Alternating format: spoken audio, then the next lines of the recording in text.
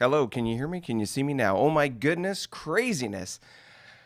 Hello, everybody. Welcome to Star Trek New Worlds. I apologize for that sort of stuttery start there. I just had a momentary crash, and I've got some technical issues happening on the back end. Let's just roll right into it. Hi, my name's Tony. Welcome to Star Trek New Worlds. This is, you're probably wondering what Star Trek New Worlds is. And Tony, what in the world is going on? Well, Star Trek New Worlds is a turn-based strategy game that we play here online with you using the Federation Empire rule set as published by the Amarillo Design Bureau and shown to you through the wonderful world of Vassal, a platform that we use to be able to populate the map, which you will see here in a moment. Technical issues. Let's deal with the nuke that's going off right now in front of me. You may notice to the left of, or to the side of my head, is there is no chat. I'm trying to resolve that technical issue, and as I'm trying to do that, in the moment as I was trying to come to you live, everything just kind of froze up, and I don't know why. And I don't know why the chat isn't showing up for you here today right now. So, exciting, delighting stuff. The only thing that's different, and we might as well talk about it right now, while I've got this moment. The only thing that is different today is that you might have seen this thumbnail show up in your feed as well. If you follow us here on the channel, thank you so much. You might have seen this pop up, and you might have seen it looks something like this. My face will disappear for a second. Boom. So what's going on? Well, tomorrow at 6 Pacific time, hosting a little celebration for in appreciation for all the subscribers that have joined us so far. We're at now 203, as you can see on the thumbnail when you see it on YouTube. That is a dynamic thumbnail which will change as the subscriber count changes. So, excuse me, as those of you who are watching this show might enjoy and hit the subscribe button, that number will go up. So right now it says 203, and in 5 minutes from now, 10 minutes from now, an hour from now, or tomorrow, it might show a different number. How high we can get that number is completely up to you. If you like what you see here, obviously not with this stuttering start, but if you like what you see here, then please consider telling 2 friends and sharing what we do here on Star Trek New Worlds. To your friends, share that around, and we can get going. Obviously, I'm still stumbling from the technical issues that are happening in the back end here. Either way, tomorrow we're hosting a live stream, and we'll be enjoying some libations, some beverages, and chit-chatting about all things the game. And it's essentially an opportunity for you as a community to participate, ask me questions.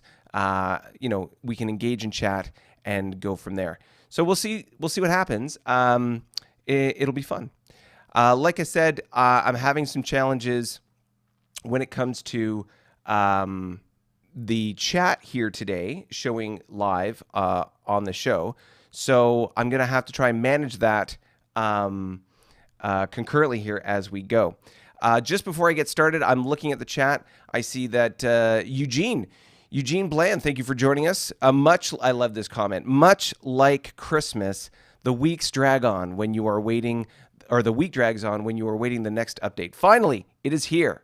Time to open presents. I love that. Love that comment. Thank you so much. We've got our regular cast of characters in the house. We've got Paul, Bill, Jim.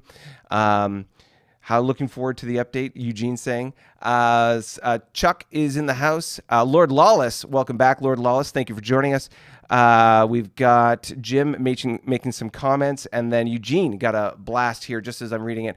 The Orions cut off the western part of the Hydran Empire from the capital system, and they are able to send money offerings to spend to the treasury. Is this section in supply now? Ooh, question. Okay, so I will address your question, Eugene, in a moment. Let's get to, I'm going to put this screen over here just so I can keep track of it and address it later. And of course now, see, I like to try and set this up so I don't have to do exactly what I'm doing right now in the middle of the live stream, but life is life and things are exciting. So there we go. Chats on the side. here we go. All right, let's roll with the punches and see what's going on. We'll roll right into the map as we can see it here. I will say, let me just go back to this ever so briefly. I wanted to acknowledge and recognize our latest subscriber, and I'm not sure how to pronounce that. Is it Baluist?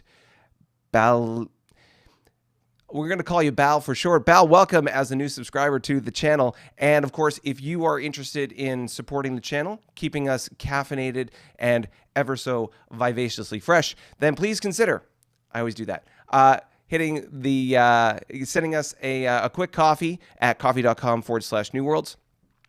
When you do so, there will be a notification that comes up and a sound of a photon that fires. So if you like sound effects and flashy things, you'll be able to see that happen when you send your support, either in a one-time donation or as a monthly contribution. And for any of you who are thinking about subscribing, when you do subscribe, and we saw that in our last live stream, there will be a little notification that pops down, and the bosun call, the bosun's whistle will call, and you will see a little pop down with the new subscriber name showing up on the screen. Now, because I am having some slight technical issues with the Stream Elements integration, obviously, because chat's not working right now, we'll have to see what happens there. We'll have to see how that goes. But the show must go on, so let's roll right into the map. Okay, so as we can see here, I'm going to roll up to the top because exciting things are happening.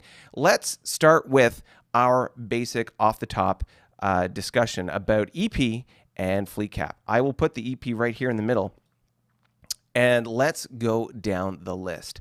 We'll start with the Carnivon. The Carnivon that are at a healthy 35.5 EP. The Federation is at 36. The Gorn, 37.5. So long they were at the bottom of the barrel. Now they are climbing their way towards the top. I love it. The ISC are at a sweet 39. The Klingon Empire is at 40.5, 40.5 EP. The Lyrans at 34.5. The Remans, what happened there? 36? That can't be right. They were at, okay, Remans are at 36. For some reason, I must be confusing with the ISC last turn, which were at 40. For some reason, I was thinking the Remans were that high too. Remans, 36. The Romulans, 36.5. And the Tholians at 39 even. All right, let's jump into fleet cap and see where everybody's fleets are at. All right, so let's roll this down here. Slide it across. Can I make that a little bit bigger? There we go. Okay, so the Carnivon have a total of 52 ship equivalents with a 124-232 split with a 232 fleet cap. The Federation, 31 ship equivalents, and they are still sub 100 at 83-138. Interesting. Okay. Now, granted, that side of the map doesn't really have any conflict going on, so, par for the course. The, who we got here? We got the Gorn at 38 ship equivalents. They continue to beef up their fleet. Interesting this discrepancy between the Feds and the Gorns, and the Gorn have a 76-158 split. The Hydrans now at a total of 57 ships. 57 ships with a 121-223 split. Now, we'll notice that their fleet cap versus their defense factor, there's a little difference there, probably because of some crippled ships. We'll take a look at that in a moment. The Klingon Empire at 51 ship equivalents with a 120-177 split. The Lyrans at 39 ship equivalents with 87-177. The Remans, whoa. My goodness, 64 ship equivalents. Wow. 64 ship equivalents at 194-258. They are on the cusp of cracking 200 for their total attack factors. That's scary. The Romulans at 28 with a 63-119 split, and the Tholians rounding us out. Ba-boom! New donation. The Pharaoh gets angry. I tried to slow that down. Obviously, I'm going to have to see if I can slow that down some more. The Pharaoh gets angry. That sounds like it's coming from Jim. Jim, thank you very much. Okay, what do we got? The Tholians at 40 ship equivalents with 54-150 split. So, very, very interesting. I'm seeing some chat pop in the BAL IUSD, maybe. Okay, let's... oh my goodness, so many things happening today, and I'm obviously off-center. Let's focus on what's important, which today, right now, is the Remans. The Remans and the Lyrans. Look at that funky little border they got going on there. Let's see what's going on. So as we zoom in, I'll zoom in one more here so we can get a better look at what's going on the border. We can see here in the exciting exchange that these two factions have obviously been chitter-chattering to each other. If we take away the ships for a second, interesting, this neutral zone. Two things are happening here. One, we've got a minor faction, two minor factions that have been discovered. One is Paravian and one is, I don't know. I'm thinking it's not Gorn, it's Kzinti maybe. The Lazarus is what it's labeled there, and the Red Roost is the Paravian faction up here. So we've got two minor factions, and therefore they have a neutral zone that pops up around them. It would seem that the Lyrans and the Remans have had some kind of chit-chat between them, because if you take those two away, there seems to be this line running down the Charlie line, and then stopping. There's a break between Bravo 7 and Charlie 8 here, and then it starts again in the Bravo line and works its way down. So I'm confused. Gentlemen, what is going on? Is there a neutral zone between you with some kind of like column for conflict, shall we call it? Or something else? What's going on? I'm very, very interested to see. Perhaps it's just a DM or a GM typo, so to speak, but I'd be curious to know from the players what the deal is with regards to this sort of disconnected neutral zone. But bringing the ships back, actually, I'll take the ships away for a second. What's interesting here, these two minor factions, the two Lyran bases, and look at the gulf of the distance between them. So much space, such a lack of sort of infrastructure, which is interesting because when we bring the ships back, we can see that there's a convoy. There's two different convoys in position, but this one most likely is the one that is offering the extended supply to these ships that are doing their business. You've got a number of fleets that have moved into this area to perhaps, obviously, it would seem, plug the hole and deal with whatever potential discussions are occurring between the Remans and the Lyrans. But nonetheless, there's a lot of activity on this border, certainly on the Lyran side. I'd be interested to see in the coming turns what kinds of bases or infrastructure they do or don't build, and what they're going to do about these minor factions. Are they just going to conquer them? Maybe. Let's see the Paravians. Let's take a quick look. It's Paravian Shrike Fleet. Let's look here. Bird Fleets, Shrike, boom. So Shrike Fleet, which is this minor faction here, has a CA, a DD, and two FFs. So all Y-era ships. So between that and their YBS and a planetary ground base, they are, not exactly the hardest target in the world, but considering the ships in the area, not something that the Lyrans are just going to roll over or steamroll in some way, shape, or form. So that'll be interesting to see how that comes through. Other than that, when we sort of scroll down and see the rest of the, hold on here, as we scroll down and see the rest of the Lyran Empire, not much else going on. As you can see, most of the activity is taking place on the east side of their empire, with the Federation continuing to do their business, and we'll come round the clock and come back to those guys in a moment. As we look at the Remans, we've got the YDK that has now been built within striking distance, so to speak, of the border that looks like has just been agreed to. We can see that there are a number of exploration ships that are still operating in the area. So the D3E is an exploration ship. This YFES is an exploration ship. But the two big things that I'm kind of interested in are New Fleet, and I'm not sure what that name is. Let's find out. Remans have in New Fleet, they've got not exactly the biggest, because of course they've got their Hammer Fleet, which is, their major, their big guns, so to speak. But in the New Fleet, that's right around this area here next to the Orions, they've got four frigates. Well, I guess 5, including the E1. 4 frigates, 3 destroyers, 2 W-era cruisers, and a Y-era cruiser. So not nothing, but not their biggest fleet by far. And then let's see, what's the name of that other fleet. Is it Prometheus fleet?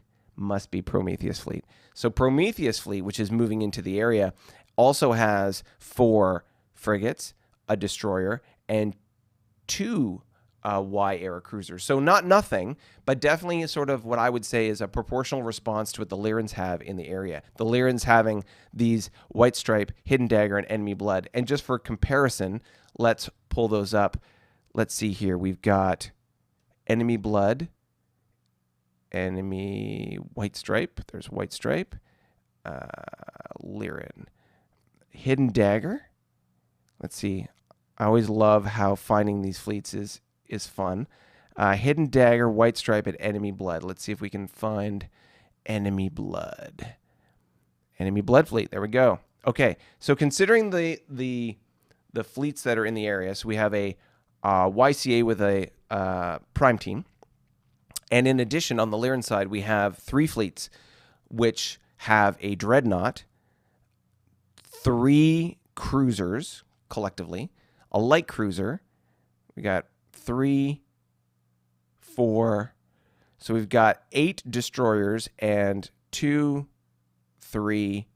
So another 6 frigates. So overall, a fair number of ships in the area. Basically, 4 cruisers, a dreadnought, a boatload of 8 destroyers, and similar number of frigates in the area. Enough, certainly, to be able to plug that hole or sort of stem the tide when it comes to the Remans. And the Remans have a very similar number of ships on their side. So proportional response, one way or the other. The question is, what's going to happen? Are they going to pop off? Are they going to engage in some exciting exchanges?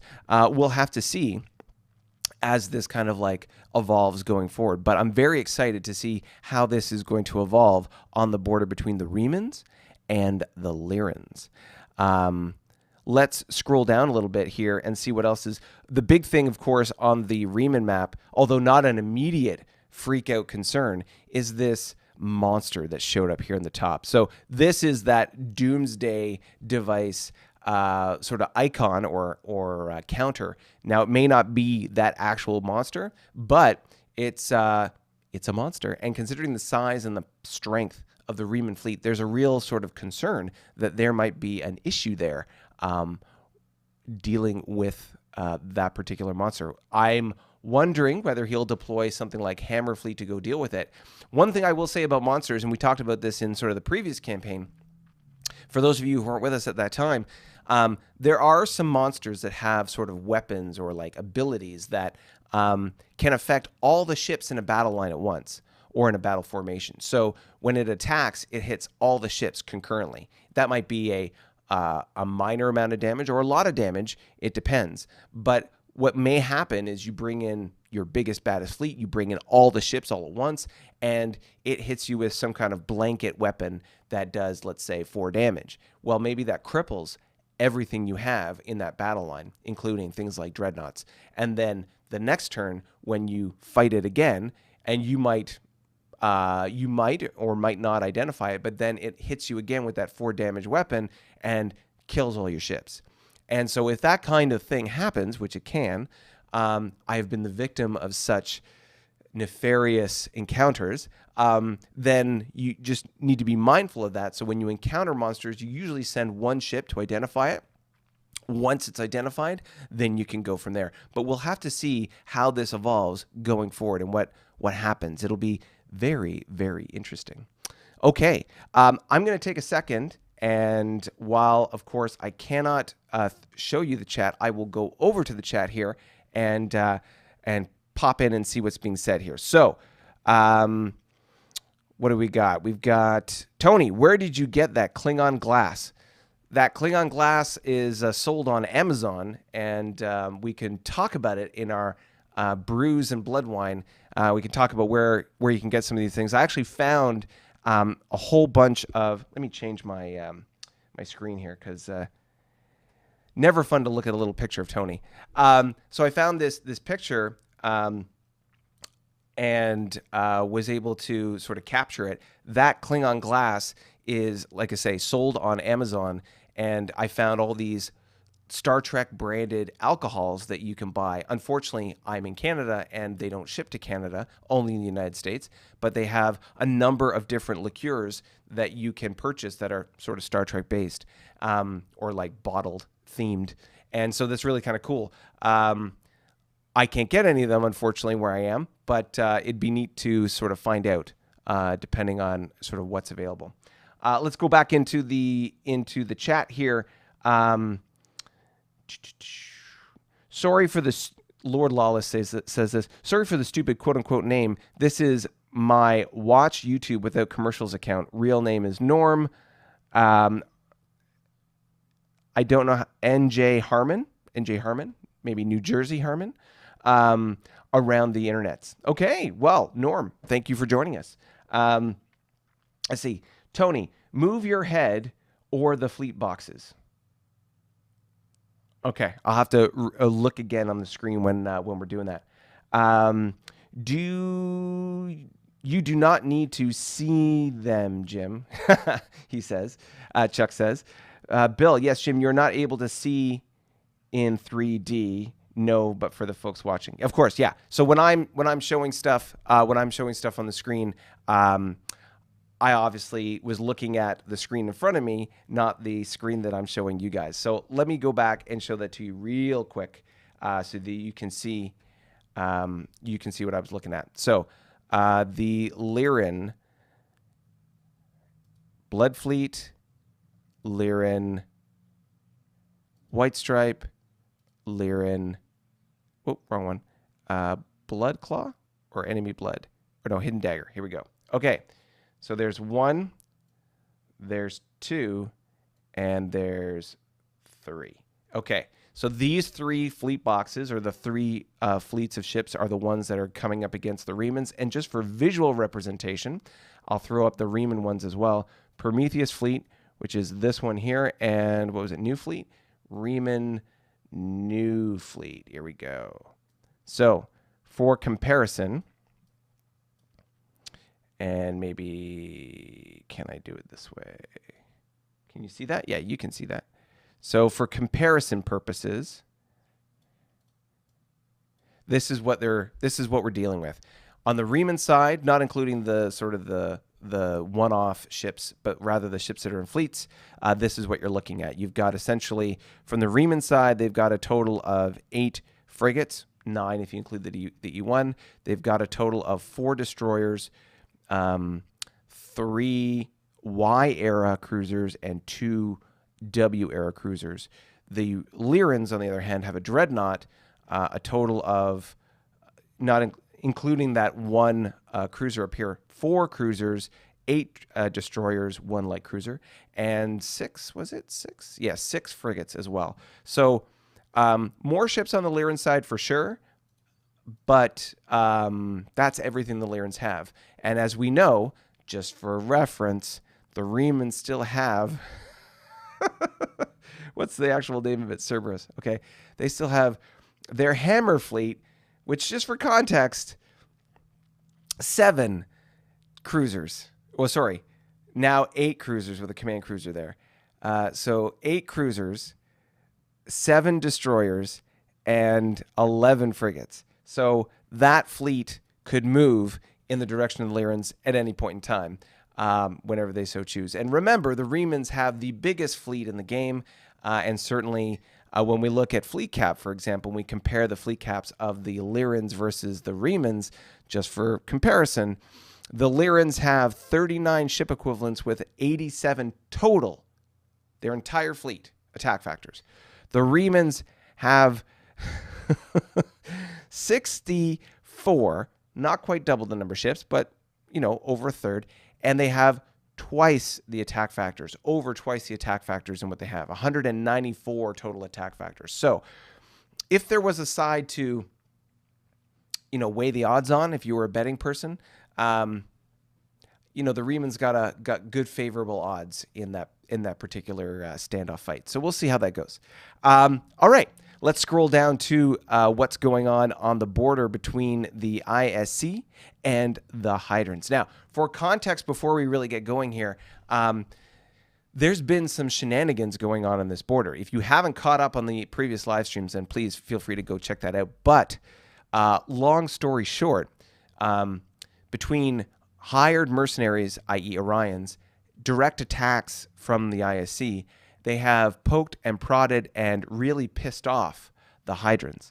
And the Hydrons are now, I don't want to say on the all-out assault, but they're definitely pushing back, and we're going to see that here in a moment. Let me pull away the ships for a second and illustrate some of what's going on.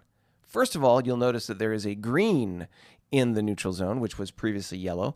And in X-Ray 19, there was a base there. So there is no longer a base in this hex, i.e. I'm assuming the Hydrons popped it, and they've certainly taken this resource.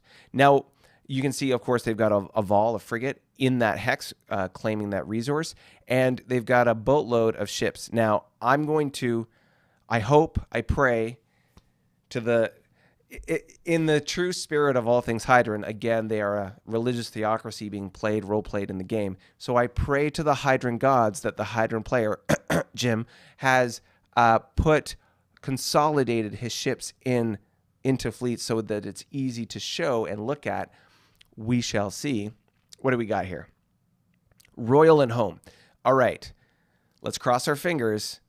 Let's look what we can find. Noble fleets. I'm assuming there's a royal. Okay, so there's royal, and then home fleet, boom. Okay, so it's not terrible. Let's see if we can move this a little bit closer. All right, whoops. All right, there we go. Okay, this is what we got. So not including what's in the hex, just in the fleets. The fleet boxes have one YDN, one command cruiser. We have a total of 3 cruisers, which are their 3-6 ship, the Grenadier, and they have 6 Vols or frigates. Now, on top of that, on the hex, starting to use some different counters here, and I realize you can't see, it kind of goes off on the side here. I'll read them all. So he's got 5, 6, 7 additional Vols. So hold on, I'm trying to get the number there. So that's 6.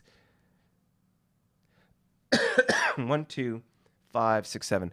Okay, so he's got a total of 13 Vols that are not crippled, 2 crippled ships, and another dreadnought, and a command cruiser and a tug. So in addition to what we see in the fleet boxes, we're adding another dreadnought, so 2 dreadnoughts on station, another command cruiser, so 2 command cruisers on station, the 3 cruisers, a tug, and then an additional 7 uncrippled frigates, and then 2 crippled ships. So not an insignificant number of ships. By comparison, what do we have on the ISC side? Okay, named echelons. Woo! Let's move this over here. So the list of what I'm showing you here, is essentially what we're going to be talking about in this hex right here. Excuse me, I'm going to take a sip. One sec. All right, there we go. Okay, so keep calm and carry on. Here we go. What are the fleets that we have to discuss? They are Enforcement, Order, and Truth. Oh, and Provider? Or is it Providence? Providence. Okay, so Providence. My goodness, trying to keep track of all these. Enforcement, Order, Truth. So Order, Truth. So these 3 here, and Enforcement. Okay, so what do we have? Enforcement has a command cruiser and a commando light cruiser. They have another cruiser in Order Fleet. Sorry, 2 other cruisers within Truth and Order Fleet. So that's a total of 3 cruisers, one of them being a command cruiser.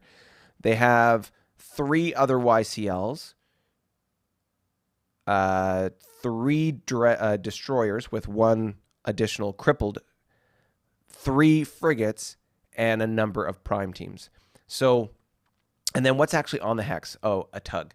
So based on what's on that hex, when you weigh the scales, for any of those who watched Moon Knight recently, when you weigh the scales are very heavily in the favor of the Hydrans, based on 2 factors. 1, number of ships.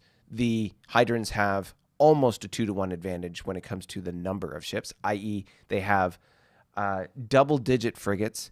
They have the same amount, if not more, excuse me, cruisers, and they have 2 dreadnoughts. So when we think about battle lines, we'll talk about battle a little later on today when we talk about the epic battle between the Romulans and the Klingons.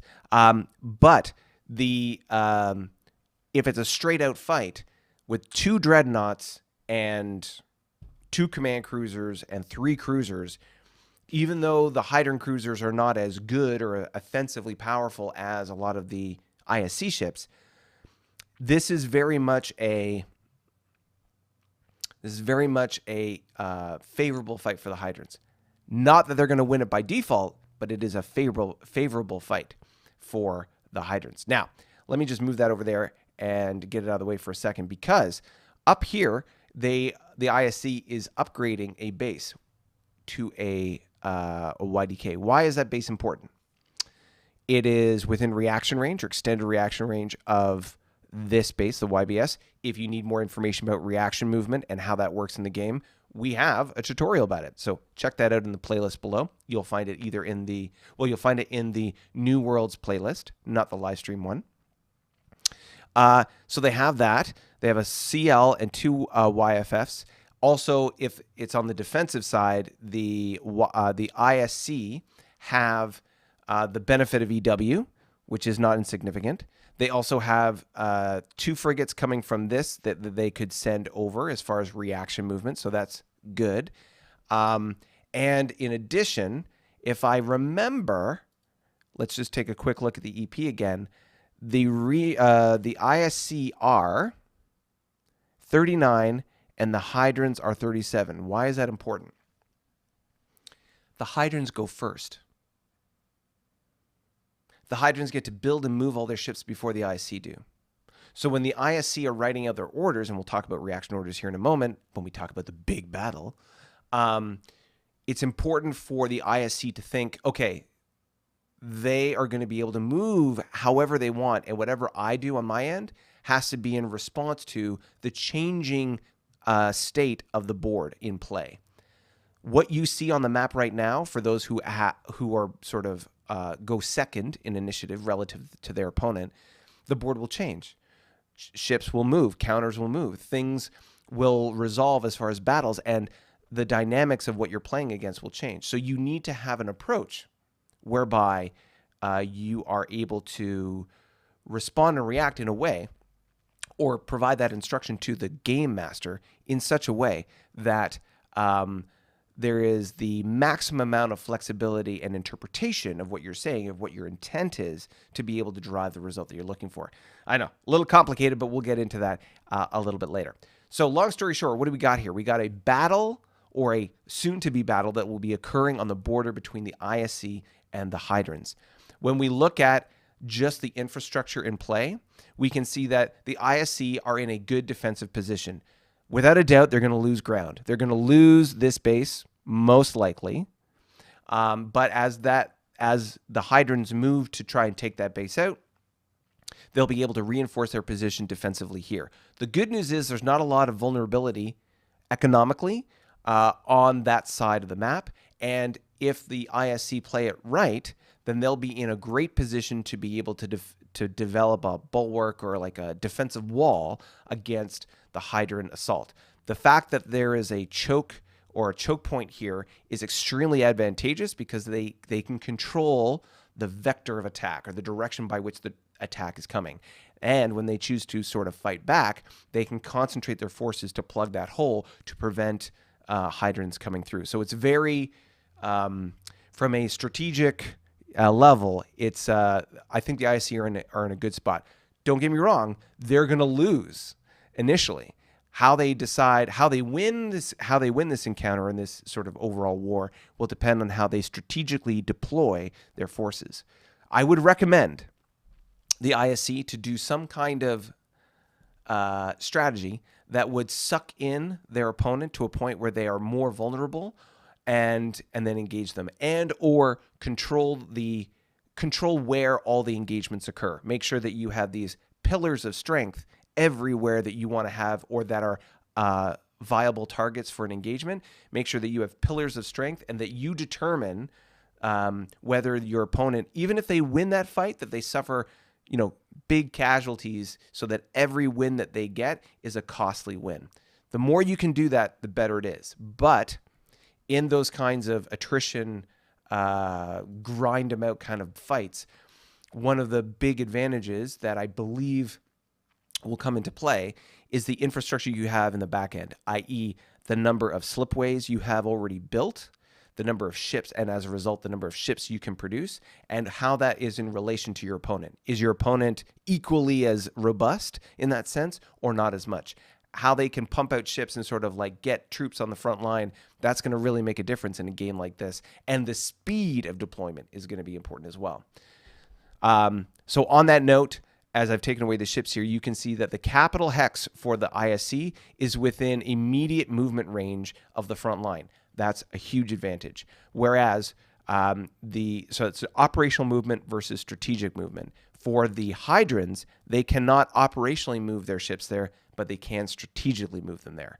So that just means that every round that they build stuff, it'll take 2 turns essentially for the ships to be sort of in position and then ready to attack. Not a lot of difference functionally when it comes to the interaction between the two. However, when you're sort of balancing out how you're going to do these different attacks, it's something to consider. And certainly when I look at this map, the ISC have a number of different points of contact or bases that they can launch from. The Hydrons only have one, which is this YDK. So how can the ISC target this YDK and cripple it or cause it to be unable to repair ships and or destroy it or limit its ability to provide supply to its various targets? Something to think about. Now, on the side of the Hydrons, let's roll down there.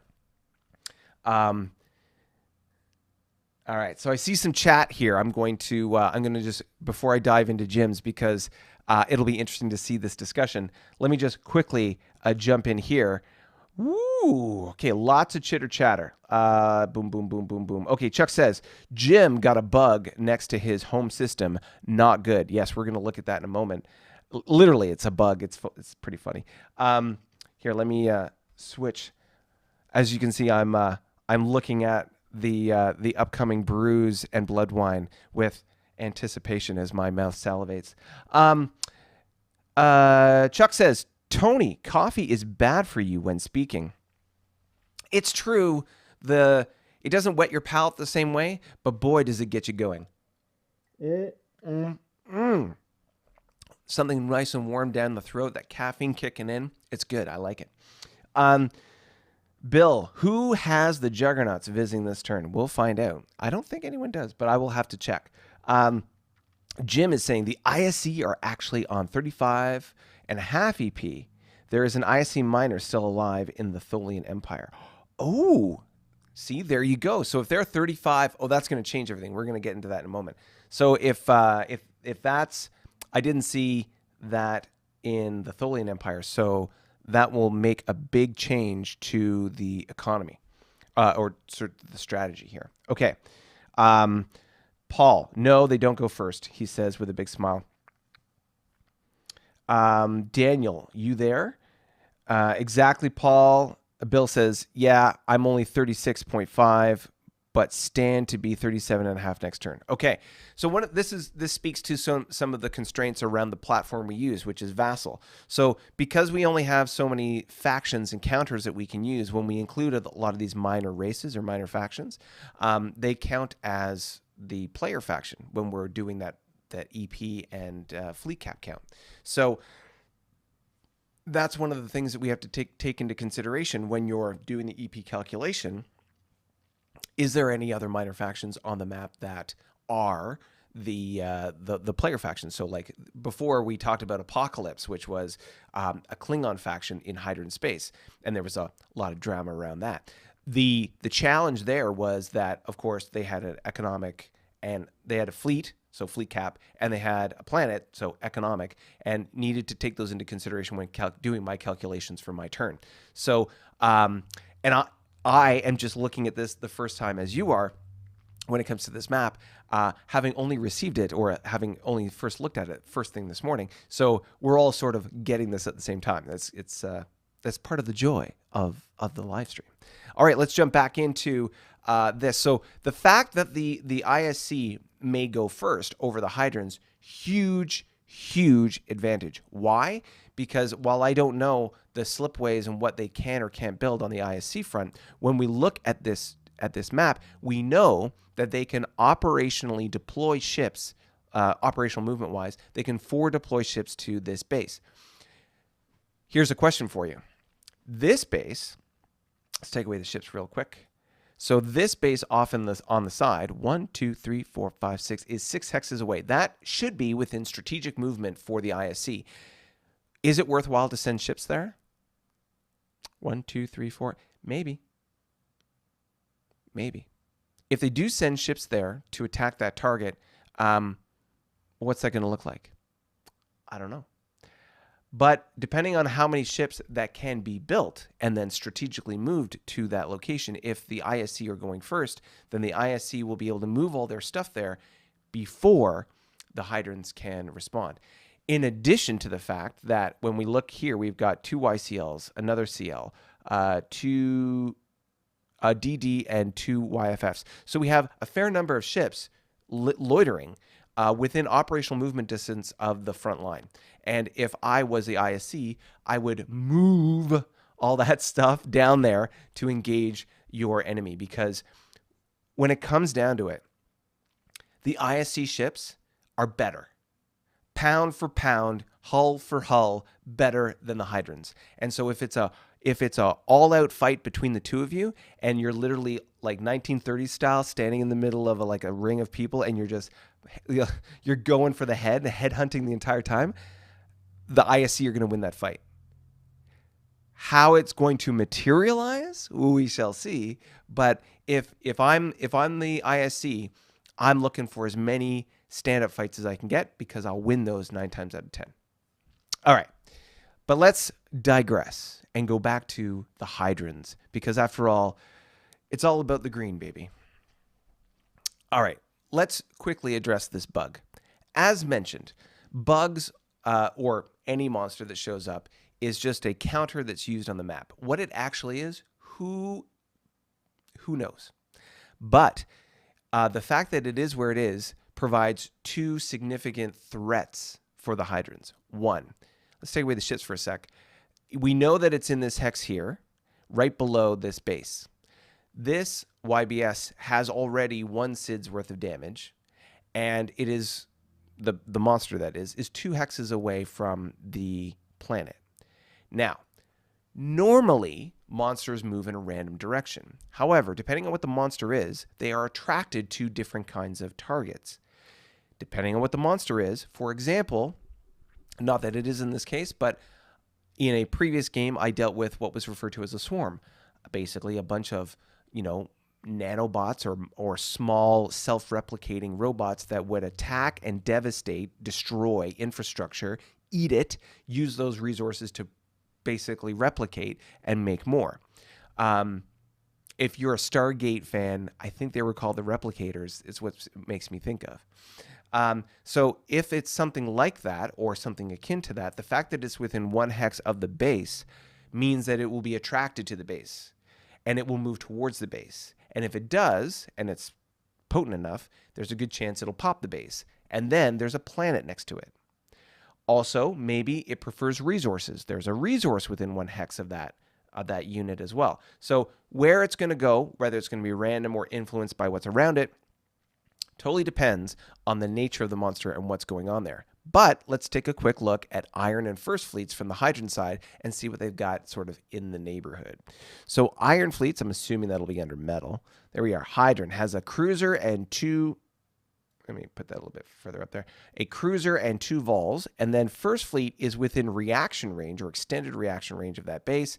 And let's see what's in Hydron first. Oh, and it also has a cruiser and 2 vols. So between 2 cruisers and 4 frigates to be able to defend that base from a monster, there's a really good chance that they do. Just depends on the monster, how big, how bad it is. And like I said, remember, when it attacks, does it have an attack that affects all defending ships or defending units concurrently, or does it go, one at a time? We will have to see. So that's the bug. Now, let's get into the business of what's going on in this part of the map. Okay. So as we mentioned before, we did the deconstruction of the fleets that are up here on the border. And as you can see, generally speaking, the majority of the Hydran's fleet and assets are up on that border. In addition, they've got a couple frigates, 3 of them, within extended reaction range of the YDK. So if the ISC were trying to attack it, he's got more ships that can support it. On his homeworld, he's got Old Colony Squadron, which again is those 3 musketeers, reference from the W-era frigates that are called musketeers. And he's just got a number of these sort of exploration fleets that are scattered around his empire. So what we're seeing here, and this is a normal or a predictable player behavior, when you encounter or engage in a war, all your assets move towards the front, or at least move towards the point of contact with the enemy. And that is very similar to what we're seeing here. However, I will say this. The Hydran player is not making the mistake that some players have made in the past, which is putting all their stuff on the border with the enemy. Probably because some of it's so far away, like what would be the use?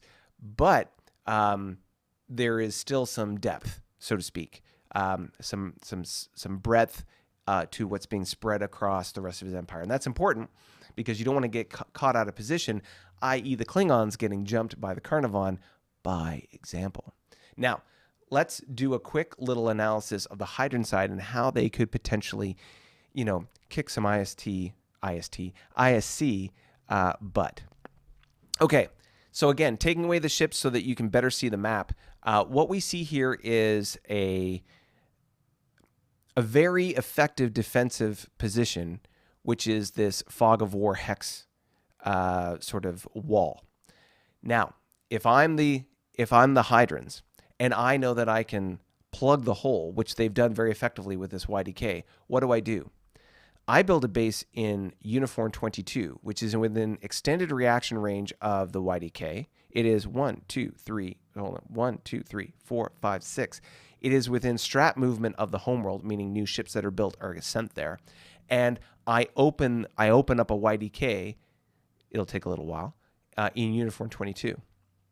Once I have a base there and I start building a fleet there, then I explore Uniform 21 and I have a secondary channel to get in. The more I can sort of create these channels and then plug the holes with bases, the better. It also widens my supply range as far as what I can reach. From here, if you were to take out Tango 21 as a fog of war hex as well, then you've got range and reach to start moving to the west and start getting into like planets and other resources and sort of chip away at where the ISC are at. Based on the current sort of distribution of where the bases are and the fact that, the homeworld is located where it is, it makes more sense to create multiple avenues of attack that you, as the Hydrans, have more flexibility to leverage and use that as a way to be able to keep the ISC guessing and cause them more damage. As you can do that and provide, like I say, multiple angles of attack, either attacking one base and then another. If you attack concurrently, depending on the reaction orders of the ISC, there may be an opportunity to pop a base or destroy something while you tie them down in another location. And I'll give you an example that happened with the Klingons. So is that useful? I don't know. You tell me. What do you think of that kind of strategy of opening up these like little channels of attack and plugging them with these bases, whether it's a YBS or a YDK, And of course, the more repair capacity you have on the front line, the better, because the more this war goes on, the more ships are going to get damaged and the more you're going to need to be able to repair them. So that's going to be an important factor when sort of figuring out the logistics of this fight. Now, based on those comments, I'm going to throw myself into the chat here real quick and see what they say. Okay, so Jim says, First Fleet can't react. It's not on a base and therefore only reacts 1 hex radius. Where's First Fleet? Oh, right. Okay, that's right. For some reason, I thought that First Fleet was on a base. My mistake. So it can't move to support that that base potentially getting attacked by the monster. Fair enough. But we'll see what happens with the monster. Jim, you'll have to tell us what the monster is and how much damage it did. Jim says, again, these ships are not on a base, hence no extended reaction. Yeah, not sure which ships you're referring to there, Jim, but yes, again, First Fleet not on a base, no extended reaction. Daniel says, reaction orders for a fleet are critical. There is no base assumption that a fleet will react. You have to put that in your orders. Daniel, where are the juggernauts this turn? He says. Bill, that is. And Jim says, yeah, the YTG and the 3 vols in X-ray 23. So X-ray 23. Let me bring back the ships here, and I will go back to the map. X-ray 23. That's Yankee X-ray 23. Oh, you're right. It's funny, because of all the ships that are stacked, I keep thinking that there's a base there, which of course there is not. I keep thinking there are bases every 2 hexes, but of course the Hydrants have not done that, and therefore that's sort of affecting or influencing their ability to sort of fight this war. As I say, that Uniform 22 strategy, basically building that other base on the other side of the Fog of War hex, I think that's a good strategy. And also because there is a Fog of War hex there, while you're building it, the ISC can't just run through and attack you there, because they have to stop. Excuse me, they have to stop in the Fog of War hex before they can go through. And if they went through to attack you in Uniform 22 without exploring the hex, they are out of supply and they cannot retreat into a fogged hex. So many ways you could like sandbag the ISC if you lured them into a fight in that hex. Interesting, interesting. Okay. The monster is clearly Klingon, Jim says. Of course it is. We genetically engineer these things and just sort of send them your way. That's the whole point. All right, so that's essentially the Hydran situation and the evolving conflict between the ISC and the Hydran. Okay, what else do we have here? We have on the, and again, this is the first time I'm seeing this. This is the Carnarvon front. So the Carnarvon, I say front, but this is just the Carnarvon Empire. So what do we got here? We got Wolfpack 1, Coyote Band 1, Fox, whatever that is, 1, and First Reserve. So let's take a look at some of these fleets. So the Carnarvon with Wolfpack 1, Wolfpacks. So we can see here they've got a drone bombardment ship, a couple DDs, and YFFs. Why is this important? Because in our peace agreement, we said that we couldn't have ships that are above a certain size class in that area. So basically that means ships that are like cruiser or above. That was the idea. And so those ships are well within that range. They are destroyers, that is, are size class 4. So destroyers and frigates, they're smaller ships. Why is that important? Because you don't want to have from either side, you don't want to have ships that can command a lot and control a lot of ships on the border, because then when you attack, preemptively attack, you're commanding a lot of ships, or you have a lot of ships that you can put into a fight, and that's not good if you're trying to sort of dissuade your opponent, your neighbor, from attacking you. So that's good. The Coyote Band. Let's see what it's in the Coyote Band. Carnarvon. Coyote bands. So a CA, drone bombardment ship, and 2 YFFs. They're sitting over here. Looks like they're going to build a base so that they're going to have reach to be able to attack Red Dragon. Of course, they also have this planet here, which has only 3 hex supply, if they only have 3 hex supply, so they can't quite reach Red Dragon. They could attack them, but then again, the issue around having the repair capacity post-battle, we'll have to see. So either way, they've moved that there. Where's the bulk of their navy? Because, oh, is it still there? Home and Den Fleet. Let's look at the Carnarvon Home Fleet. There it is. There's the big baddie. Home and Den Fleet. So these are the two Carnarvon fleets that crossed the border and caused all sorts of issues when it came from the Klingon side. This is the bulk of their fleet. So this is the fleet that the Klingons were interested in to get them to back off. Now they're technically on, they're within the bounds of our agreement in the sense that they're outside the initial or the border range that we have. It's a little confusing here because there is still a minor faction right here that is currently unfriendly towards the Carnarvon, it would seem. And so that's a minor issue. But I mean, that's, as far as understanding the border, that's why it looks that way. For our purposes, the border is on this side of the line, and it goes kind of down to Romeo 42, up and across. So everything on the other side of that is just because of the minor faction that's already there. Very similar to what happened on the Lyrans in the top end of the map.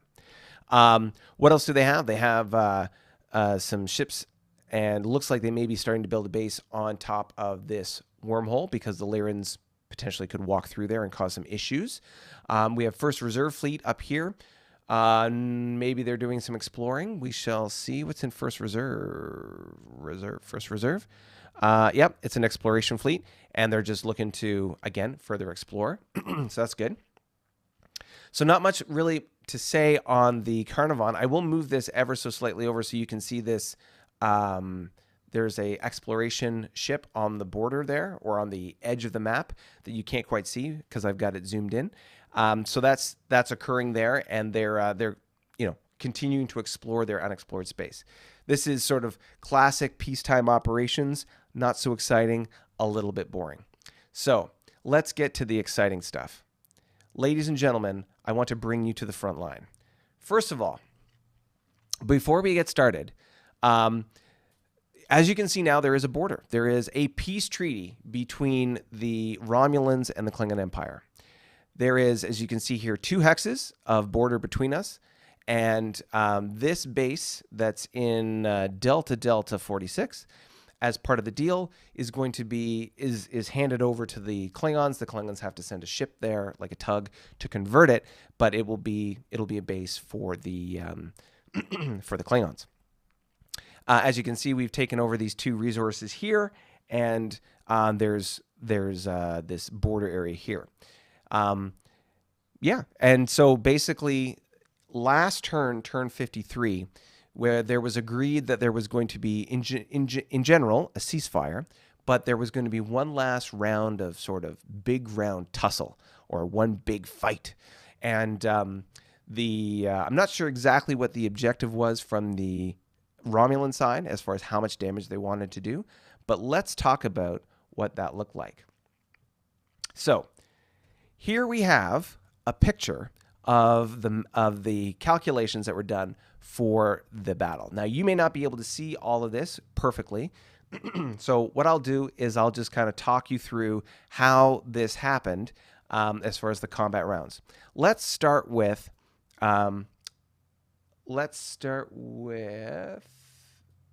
the ships that were in the battle.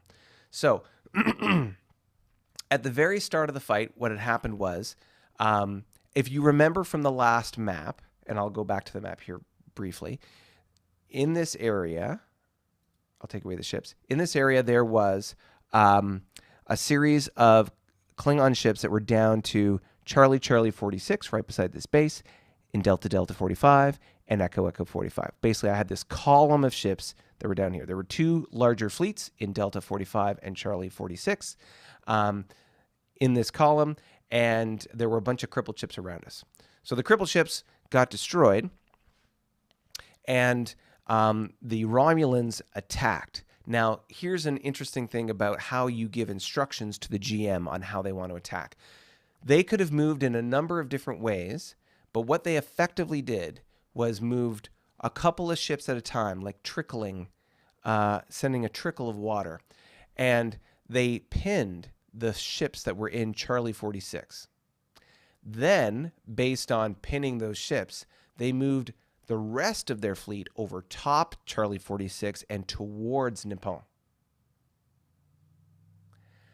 Now, because I had ships in Delta 45, they reacted into Charlie 46, pinning ships there, and the ships that were remaining went into Echo 45. I had a number of ships stationed at Nippon that reacted into Echo 45, stopping them there. So, interesting. So there were two big battles that occurred. The first was in Charlie 46, and the second was in Echo 45. So let's talk about the first one, the big battle in Charlie 46. So, as we go back to this calculation, what were the sides? On one side, you had the Klingons. I had two D4Cs. Those are command cruisers. They can command a total of 9 ships over and atop themselves, meaning that in any one battle line, you will have a total of 10 ships. There was also another D4, so 3 cruisers with a 4 attack and 6 defense total. I also had 14 double-digit F4 destroyers, which have a 3-4 attack defense. I had 5 E2s, which are the frigates, have a 2-3, and there was a dagger team as well. The Romulans, by contrast, had 1 Kingbird, which is their command cruiser, so a similar command ship, meaning that the number of ships on both sides would be the same. They also had a crippled Kingbird. They had 8 Warbirds. Now, those are important because they are a 4-5 ship. They are 4 attack, 5 defense. Very good. And if you do the quick math on that, you'll know that the Kingbird is a 4-6. The Warbirds are 4-5s. So if you add those all together, that is a total of 9 ships, and they have better attack factors and defense factors than I would have had in any one battle line. Now, supporting those ships was also another 3 W-era Warbirds, which are much, much weaker. They had a tug, which is a YFB. They had a commando W-era ship, a WCB. 1 frigate, a Y-era frigate. 3 crippled frigates, 2 W-era frigates, and 1 crippled W-era frigate. And so what does that mean? That's 1, 2, 10, 13, 14, 15, 16, 17, 18, 19, 22 ships total that they had versus my 17, 22 ships. So very similar ship number, but there were a significant number that they had that were crippled. How this walked forward is really interesting. So I will give you an example of what I wrote for my orders when it came to dealing with them. And this is just an example to be able to illustrate how this works out.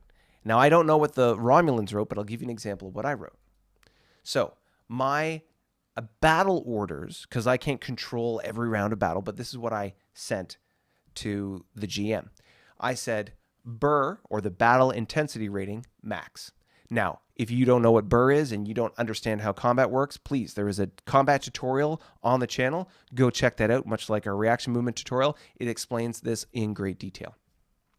I indicated that the D4C was going to be my command ship, i.e. the 9 command factors. I gave instructions. I said, best attack line for attack factors, meaning put the ships with the highest attack factors in the battle line. And why is that important? Because as ships get crippled, their stats change. For example, 3-4 destroyers turn into 2-3 destroyers. And when they do that, fresh non-crippled ships will take their place, for example. I also indicated that F4s and E2s would take crippling damage, swap crippled ships for non-crippled ships, pursue any retreating ships, and Dagger Team will attempt to capture crippled ships. That's a sort of feature that Prime Teams can do. And then, of course, in full sort of illustrious fashion, I said, kill them all! Blood for the Blood God, skulls for the Skull Throne. That's a Warhammer 40K reference, although not necessarily applicable to the Alpha Legion. It's, just because it was going to be a bloody fight.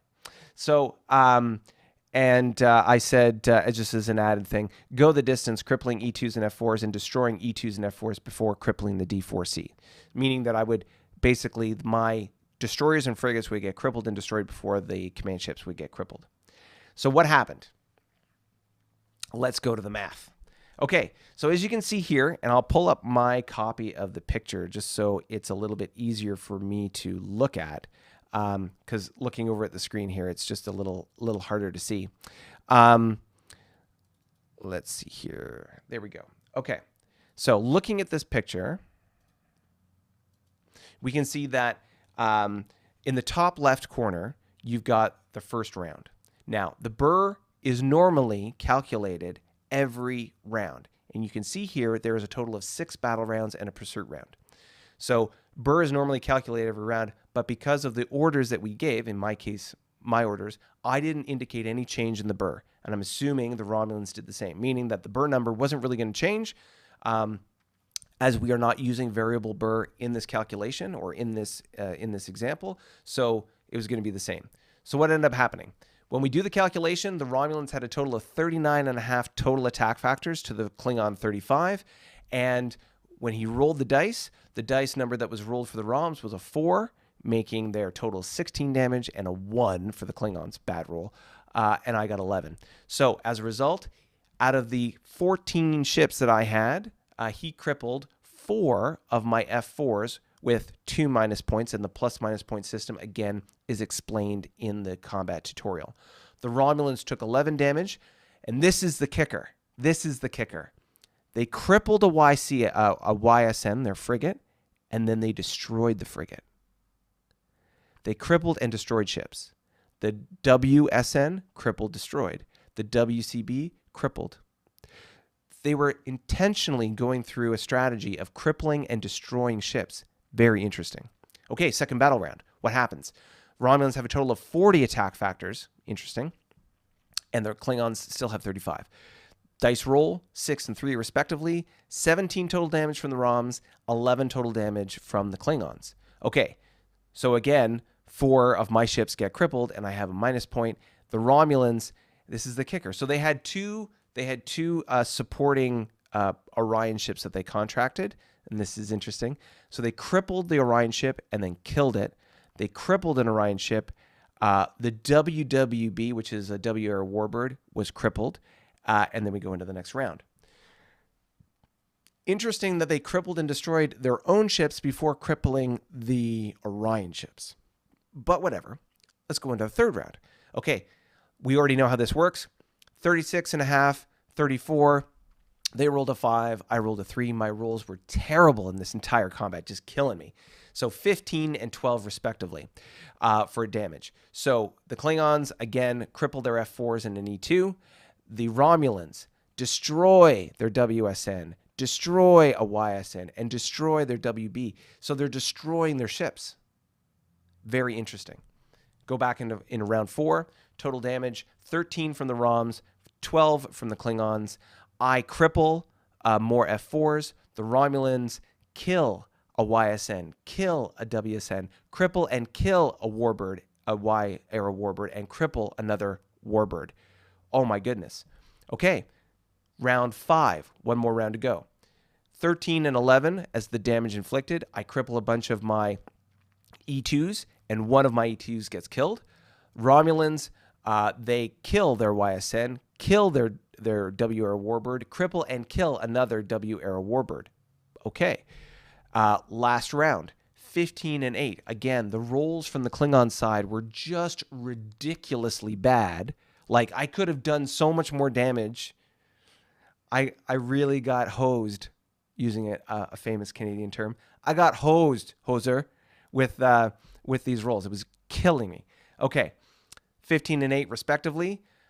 7 of my F4s get killed. And from the Romulan side, kill a WCB, kill a Y-era Kingbird, and kill a a Y-era warbird. Then the pursuit round, the rolls were made, and I wasn't able to pursue, which is probably a good thing considering the disposition of ships. So what does that all mean? The casualty count at the end of the day was, as the Klingons, 7 F4s destroyed, 1 E2 destroyed, 7 F4s crippled, 4 E2s crippled. So I lost a total of 8 ships. Important to note, they're destroyers and frigates, which are the cheapest and easiest to build. From the Romulan side, killed a Kingbird. So that's a command cruiser. Killed an Orion ship. No harm, no foul. Killed 2 Y-era warbirds. Killed 3 W-era warbirds. That's a total of 6 cruisers at this point. 1 YCB, 4 of their YSNs, and 3 WSSNs. So no cripples, but I killed a total of 7, 8, 11, 13, 14, 15 ships. I killed 15 ships, and of those ships, granted, one was an Orion, but of those 15 ships, I killed 6 cruisers. Important to note that the Romulan ships are all fully upgradable, so any of their W-era ships could have been upgraded to Y-era equivalents at some point. So I killed 6 cruiser hulls and 7 frigate hulls. That frigates, like I say, no harm, no foul. You can build those pretty fast, but the cruiser hulls are significant because it takes a longer time to replace them. So you tell me, was it useful to be able to go through that? Was it useful to be able to sort of walk through the combat calculations and what that looked like? Let me know in the comments if that's of value to you. If it is, we can do more of that and show you that. If it is, great. If it's not, we won't do it again. You let me know if that's something that you want to see again and sort of walk through the calculations.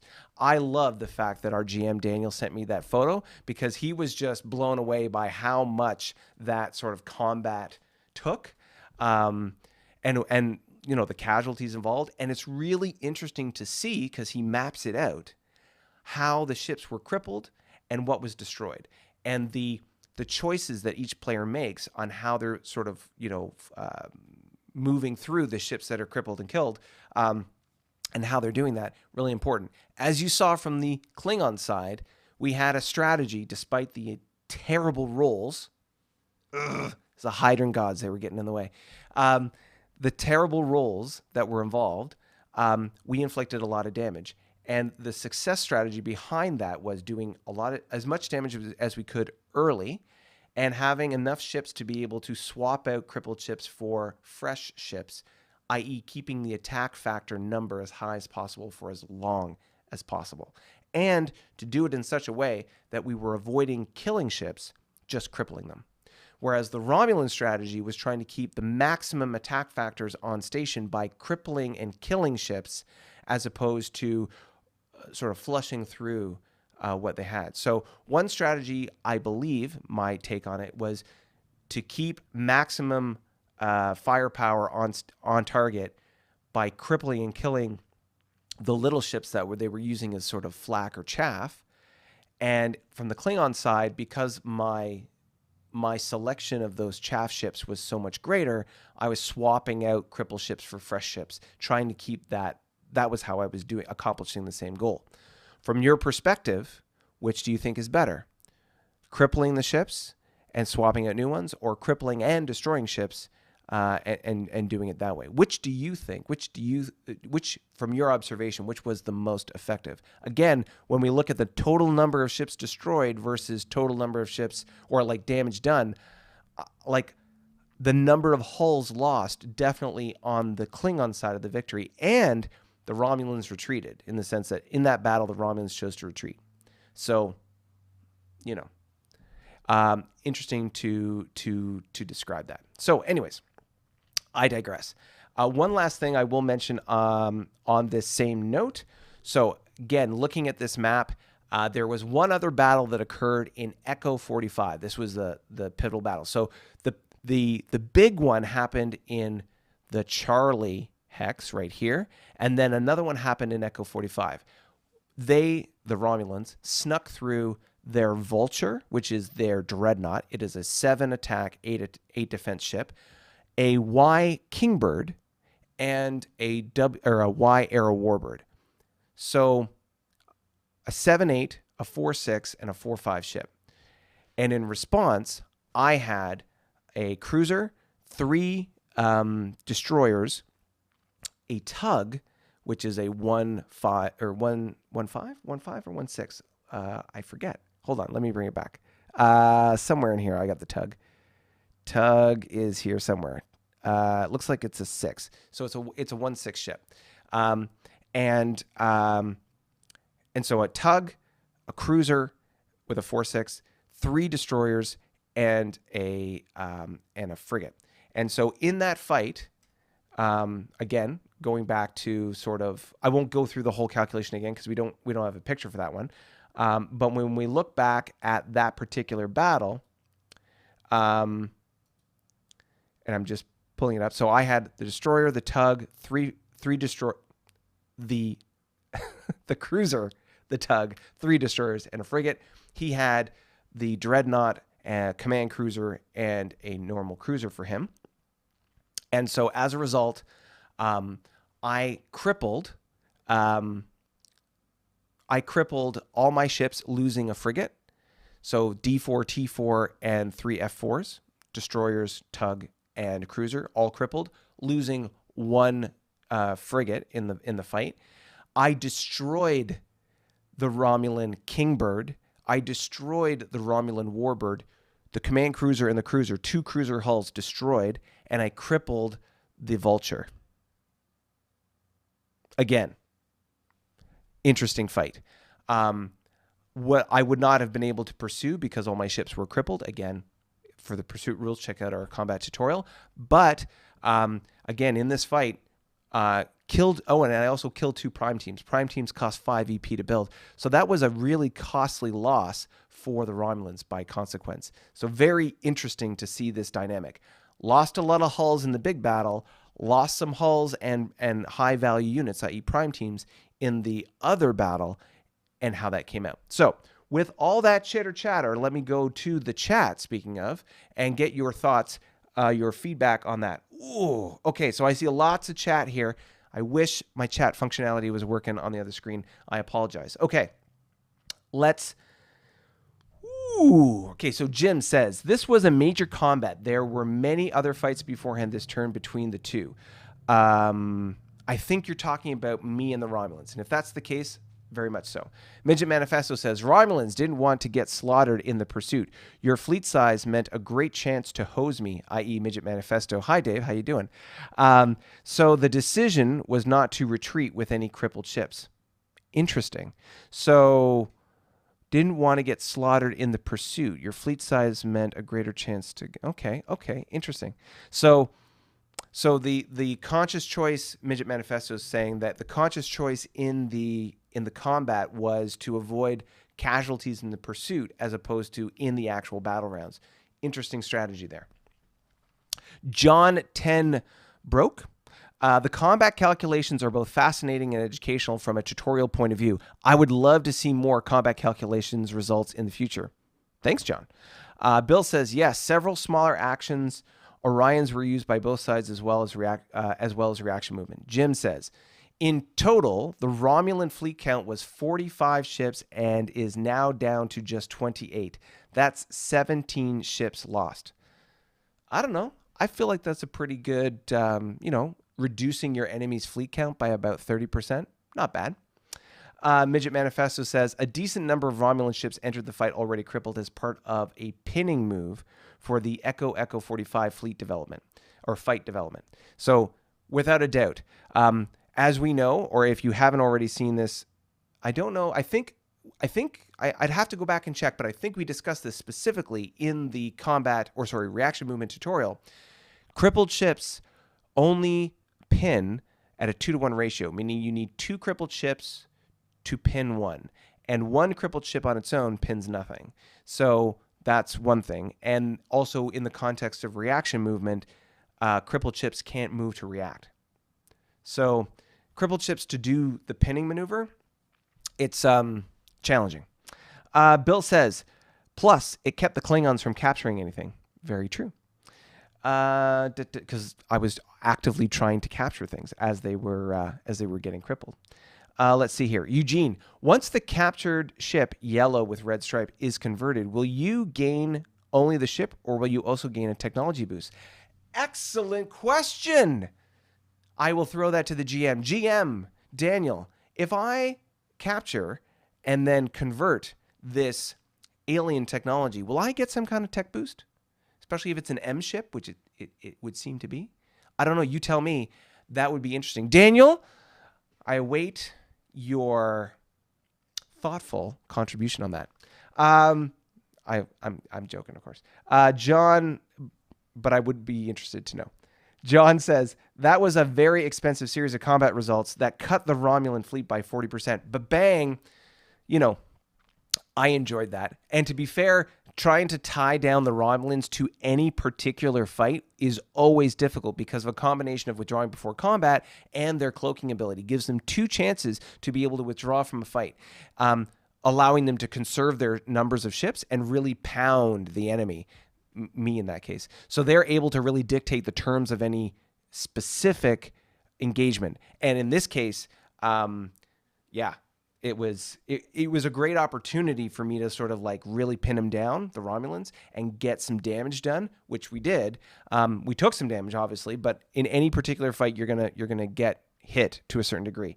As a result, though, I had contingency orders in my turn that if things happened in a certain way, do this versus this, and so we built ships in response to what happened, based on his movement, because he went first. There's another thing. He went first. After I finish the comments, I'm going to share with you my orders, my intent orders for the turn, as an example of how this goes down. Okay, let's quickly get through this. Dave, you fight well, but destroying ships is bad. This is Jim saying this. It's better to fight if this is what is likely to happen. Midget Manifesto. Also, a big chunk of the hulls are W era, so would need a bunch of time to upgrade. The frigates are almost as expensive to repair as build. I made that similar mistake when playing the Romulans. Long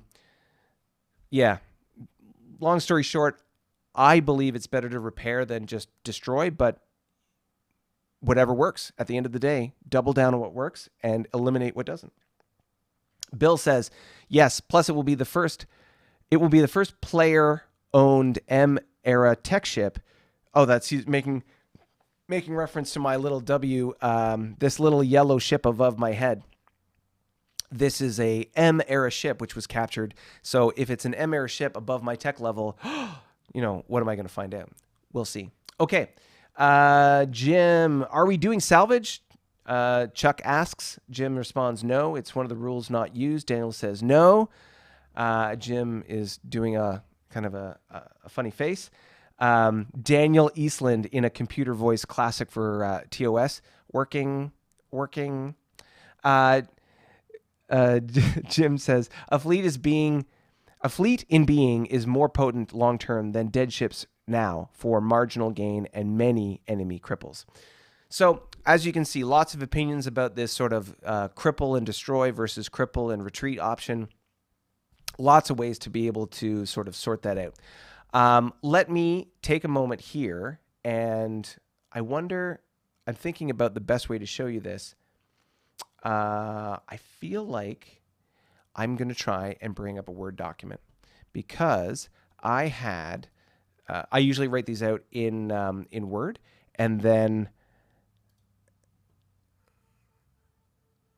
show them to you. Okay. All right. So this is what I'll do. I will do this showing you my structure here. Okay, ladies and gentlemen, welcome to our slight and small tutorial on writing intent orders or attack and defend orders for your turn. For preface, let me say that I'm using a military model here known as SMESC.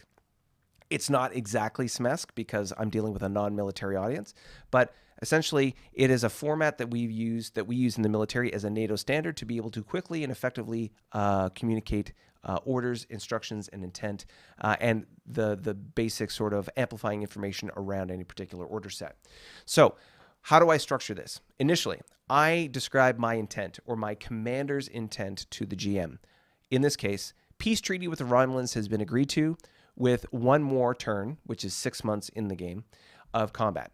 Klingon forces will inflict as much damage as possible while taking minimal casualties. So that's my intent, sort of the general theme about what it is I'm trying to do. Mission. These are my specific objectives. Priority. Reaction movement to create a pivotal battle with the Romulan forces in the vicinity of Delta 45. It's a little vague. I like to have more specific or precise mission priorities. However, in this case, I'm making it more vague because as the reacting player or the player going second, I needed to make sure that I was leaving enough vagary so that I could respond effectively to what was going to be sort of sent my way, how I could react responsibly, and not in a way that, not by being so specific in what I was instructing that gets done, to be essentially sort of like box myself in and prevent myself from doing what it is I wanted to do. The secondary objective was to establish forward operating position west of Nepal. So I anticipated that this was going to go south, that this somehow was going to blow up our peace treaty, and that there was a likelihood, maybe slim, but there was a likelihood that conflict could continue. So if that was the case, I want to maintain my forward operating position west of Nepal, in that area that I was operating in. So how was I going to do this? Execution. In the first execution phase, I had an Orion preparatory attack. I hired a number of YLRs, which are these 3-3 ships that the Romulans also hired, to be able to engage and destroy Romulan crippled ships. There were 4 Romulan crippled ships that were surrounding my little column, and I wanted to make sure that they weren't sort of included in the fight or causing any issue or getting in the way. And for me to allocate my ships to deal with them was going to be a pain in the butt. So it was more cost effective to be able to just hire a bunch of Orions to pop them. And because they were crippled ships, they didn't have the ability to cloak, because crippled ships usually don't have the use of their special ability. And because of their stats, and they were fighting a 3-3 ship, it was an auto kill. Basically, the Orion ship shows up, and it would, no matter which way you roll the dice, it's going to kill that ship. So it was basically a guaranteed kill for all 4 of those targets. So commissioned YLRs, which are those Orion ships, 3-3 ships, will engage Romulan crippled ships with the intent to destroy them. And the specifics around that were in my turn. Phase 2, reaction movement. Klingon ships will react in such a way so that JTFA and JTFG, those were the 2 groups of ships, will react together to engage the bulk of Romulan non-crippled ships, specifically the fleet that will include the YVUL. Klingon ships will react with overwhelming force. And I defined this later in here, and for the context of this was 150% of attack factors from the other side. D3, which was one of my ships, and F-44 ships will react to protect supply to JTFA and JTFG, and where optimal, add overwhelming force to eliminate Romulan ships. Under no circumstances are Romulan ships to be allowed to move to attack Foxtrot 44, which is Nepal, so that planet.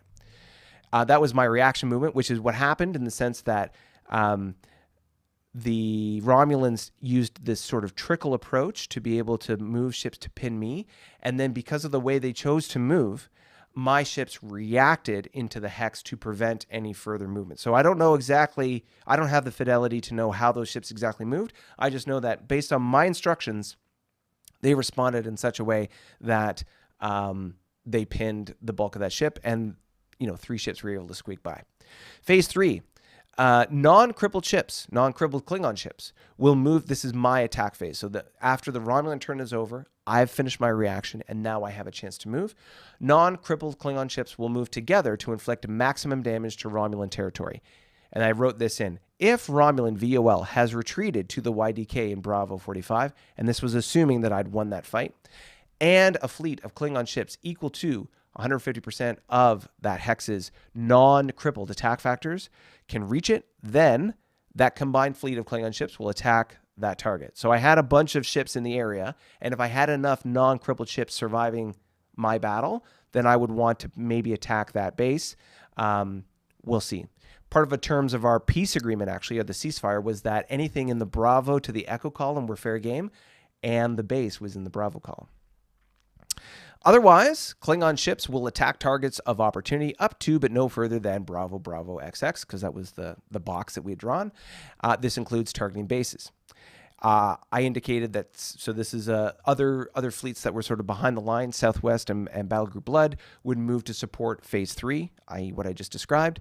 Signals and support, priority is to maintain supply to JTFA and JTFG to facilitate a successful Phase 3, and the command ship, or the command, is that D4Cs and D4s would operate as command ships where appropriate. So that's essentially what I wrote. Now, I write that as a means to, one, use what I know from a military background, and to try and keep things as simple as possible.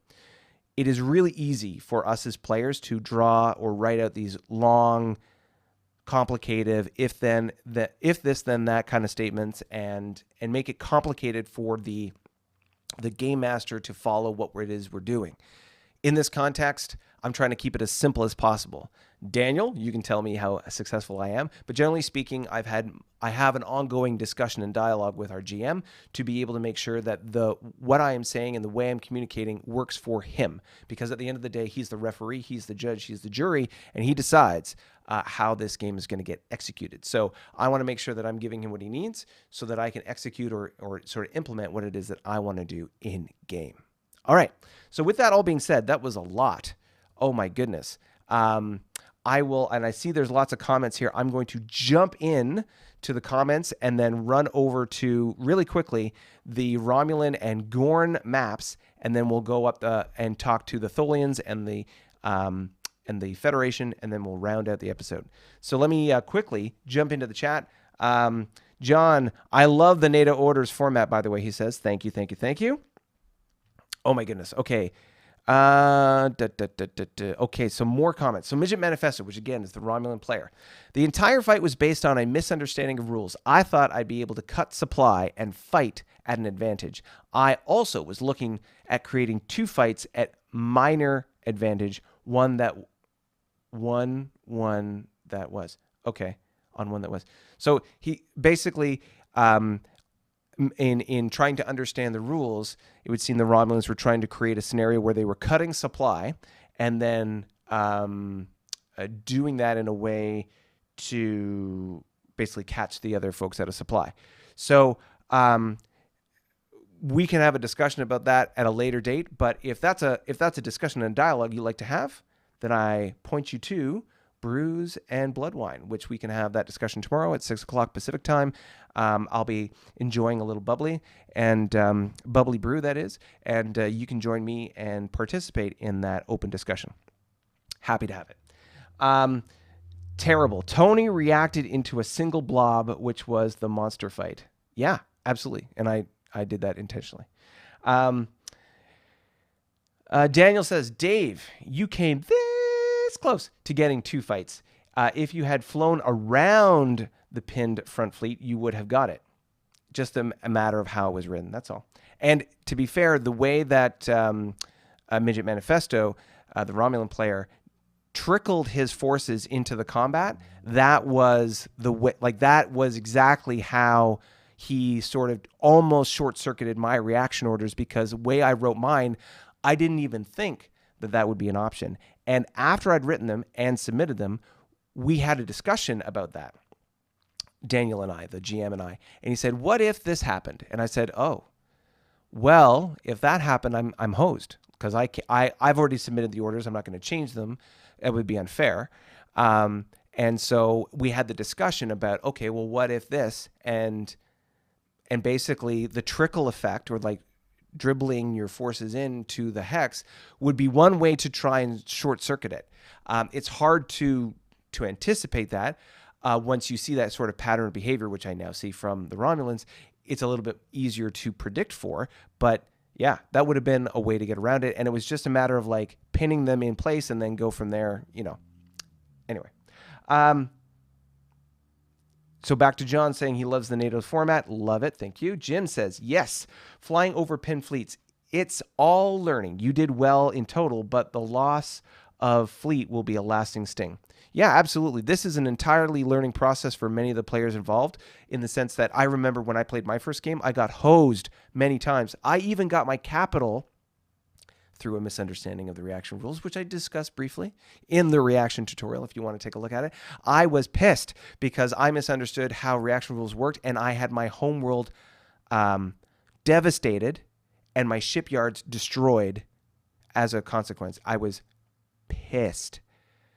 I eventually survived that to later be taken out in the game, but nonetheless, it was quite the learning curve. Okay, Bill says, Sergeant Major eats sugar cookies, situation, mission, execution, supply, communication. Since I retired, they added safety and welfare. Fair enough. Signals and support is the last thing that I usually use. That was the mnemonic and explanation of an operations order, and there are 5 paragraphs and 1 billion subparagraphs. Absolutely. Lord Lawless, this is a great format for these types of referee games. Yes, yes, yes. I'm Judge Judy and Executioner, Daniel says. Yes, well, I always thought your hair was fantastic. For those of us who've seen Daniel, you know how funny that is. Maybe not very. Jim, Chuck, it's also, it is called a molasses attack, is what he tried to do, basically. Exactly. Okay. Enough with the chitter chatter. Let's get back to the action at hand. Ladies and gentlemen, boys and girls, let's get back to Baboon, the Romulan Empire. Now, what I find interesting is that this big ass Sun Snake is not moving. I could have sworn it moved into this hex last turn. Did it just stay stationary? Very strange. It's possible it can stay stationary. That's an option. I'm just curious, Daniel, what, as we would say en français, qu'est-ce que F? What's going on with this Sun Snake? Not that I'm looking to inflict more damage to the Romulans, but just trying to understand what's going on. Maybe did they pop a base that I'm unaware of? I would love to find out more. So as we can see, basically the big business and the big news on the Romulan side was the fight with the Klingons in and around this border.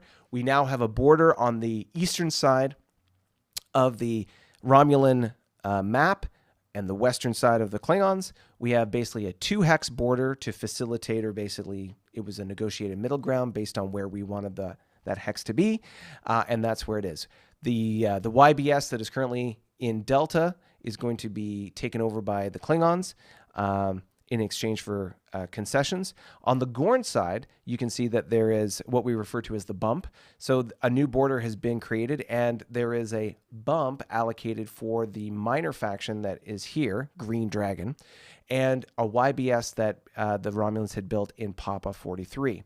Now, it's not for me to discuss the terms of their particular agreement, but nonetheless, terms have been made whereby that YBS will become Gorn, and you know, the Gorn will deal with Green Dragon as they deem appropriate. So we'll see how that goes going forward. Now, let's discuss the Gorn. Ladies and gentlemen, the big thing with the Gorn was basically what was going on with the Romulans, the Romulan conflict, and that is the battle that occurred. So what they did in sort of preparation, there we are.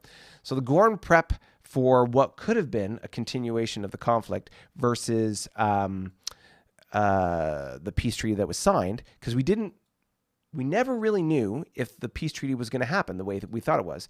We had made an agreement, but there was this sort of extended 6 months or turn to be able to have this one big battle that the Romulans wanted. And I'll be honest, I was really suspect. I was like, this just sounds like a way to sort of set us up for failure, in the sense that you're going to try and win that fight, and when you win that fight, you're going to carry on fighting me.